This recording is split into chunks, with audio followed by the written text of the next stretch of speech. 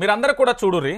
ఇక్కడ ఎమ్మెల్సీ కవితకు సంబంధించి పూర్తిగా కూడా అక్కడ ఒక నిర్వహించిన దానికి సంబంధించి ఇది ప్రభుత్వానికి ఎట్లా టార్గెట్ అనేది కూడా మనందరం కూడా ఆలోచించాల్సిన విషయమే. ఏంటి అంటే తెలంగాణ ప్రాంత ప్రజలందరూ కూడా మనందరం కూడా చూడాల్సిన విషయం ఇది. ఈ ఎపిసోడ్లలో భాగంగా ఒక్కసారి ఇక్కడ తెలంగాణ తల్లి విగ్రహం ఉన్నది కదా, ఈ తెలంగాణ తల్లి విగ్రహానికి సంబంధించి ఒక్కసారి మీ అందరికీ నేను చూపించే ప్రయత్నం చేస్తాను. తెలంగాణ తల్లి విగ్రహం ఏదైతే ఉందో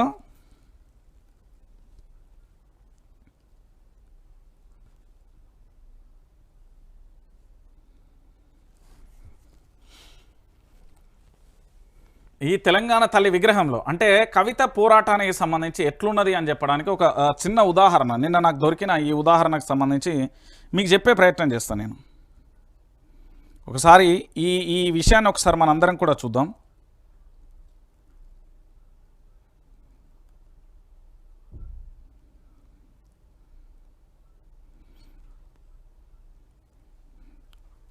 ఈ యొక్క ఒకసారి ఇది చూడుర్రి. ఇది చూసినాక మీరే చెప్తారు, ఎందుకంటే తెలంగాణ రాష్ట్ర వ్యాప్తంగా పూర్తి స్థాయిలో కూడా జరుగుతున్న ఈ ఎపిసోడ్లలో వాస్తవమైన కథనం ఏంటి, ఏం కథ అనేది ఒకసారి మీ అందరికీ కూడా నేను చూపించే ప్రయత్నం అయితే చేస్తా. సో ఇక్కడ ఒకసారి మనందరం కూడా చూడొచ్చు. సో ఇక్కడ ఒకసారి చూడుర్రి మీరే. ఇదేందండి తెలంగాణ రాష్ట్ర ప్రజలారా, ఒకసారి ఇదేంటి, ఒకసారి ఈ ఫోటోకు ఈ విజువల్ ఒకసారి నేను మళ్ళీ చూపెడతా. ఇది ఒకసారి మీరందరూ కూడా చూడండి. తెలంగాణ రాష్ట్రానికి సంబంధించి అంటే తెలంగాణ రాష్ట్రానికి సంబంధించిన తెలంగాణ తల్లి విగ్రహానికి సంబంధించి పూర్తి స్థాయిలో ఇది ప్రభుత్వం మీద పూర్తి స్థాయిలో పోరాటం కాదంటారా, ప్రభుత్వానికి సంబంధించి పూర్తి స్థాయిలో ఎదురుదెబ్బ కాదంటారా?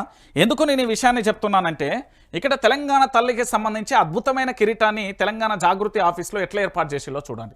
దాంతోపాటు తెలంగాణ తల్లి మెడలో నగలు కానీ, తెలంగాణ తల్లికి సంబంధించిన బతుకమ్మకి సంబంధించి, తెలంగాణ తల్లి చేతిలో మొక్కజొన్న కంకికి సంబంధించిన బెరడు కానీ, తెలంగాణ తల్లి ఆభరణాల విషయంలో కానీ, ఆ తెలంగాణ తల్లి విషయంలో పూర్తి స్థాయిలో కూడా ఆ పార్టీకి సంబంధించిన కార్యాలయంలో చాలా స్పష్టంగా ఉన్న పరిస్థితి కనబడుతుంది.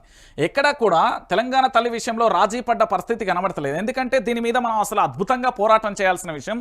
ఈరోజు తెలంగాణ రాష్ట్రానికి తెలంగాణ ఉద్యమ సమయంలో కేసీఆర్ ఏ విగ్రహాన్ని అయితే అంటే ఏ తెలంగాణ తల్లి రూపాన్ని అయితే కేసీఆర్ ప్రతిపాదించి అప్పుడైతే ఏదైతే పెట్టిండో అదే రూపాన్ని ఆ తెలంగాణ జాగృతి కార్యాలయంలో కూడా కవిత ఏర్పాటు చేస్తున్న పరిస్థితి కనబడుతుంది. ఆ కార్యాలయంలో నాకు కనబడ్డ ఈ దృశ్యం ఎందుకంటే పూర్తి స్థాయిలో కూడా ఆభరణాల విషయంలోనైతేనేమి, బతుకమ్మ విషయంలోనైతేనేమి, కంకిబెరడు విషయంలోనైతేనేమి, దాంతోపాటు మన తెలంగాణ తల్లి రూపానికి సంబంధించి తెలంగాణ ఉద్యమంలో ఎట్లుందో అదే పూర్తి స్థాయిలో అక్కడ ఉన్న పరిస్థితి కనబడుతుంది. ఇక దానితో పాటుగా అక్కడ డాక్టర్ బాబాసాహెబ్ అంబేద్కర్ విగ్రహం కానీ, దాంతోపాటు ప్రొఫెసర్ జయశంకర్ గారు కానీ, దాంతోపాటుగా పూర్తి స్థాయిలో కూడా జ్యోతిరావు పూలే కానీ వాళ్ళకి సంబంధించి విగ్రహాలు కూడా ఉన్నట్టుగా ఉన్నాయి. సో ఒకసారి ఇక్కడ చూడండి, ఇది కాంగ్రెస్ ప్రభుత్వాన్ని ప్రశ్నించినట్టు కాదా అండి?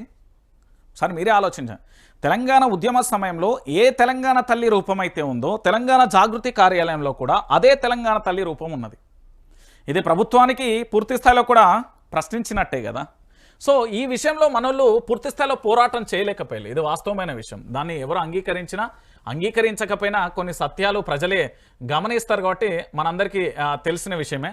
సో పూర్తిగా కూడా ఇక్కడ జరిగిన పరిణామాలలో తెలంగాణ జాగృతి విషయంలో 2 పరిణామాలు సక్సెస్ఫుల్గా అవుతాయి అనేది వాస్తవమైన విషయం. ఒకటి ఏదైతే కేసీఆర్ గారికి సంబంధించి పూర్తి స్థాయిలో కూడా ఈ కాళేశ్వరానికి సంబంధించిన నోటీసుల విషయంలో స్తబ్దంగా ఉండడం ఇది బీఆర్ఎస్ పార్టీకి పెద్ద మైనస్గా చెప్పొచ్చు. అదేవిధంగా తెలంగాణ తల్లి విగ్రహం కూడా చూసిన పరిస్థితి కనబడుతుంది. సో ఇది ప్రస్తుతానికి సంబంధించి రాష్ట్ర రాజకీయాలకు సంబంధించి జరుగుతున్న చర్చగా మనం చూడొచ్చు. ఇక దీంతో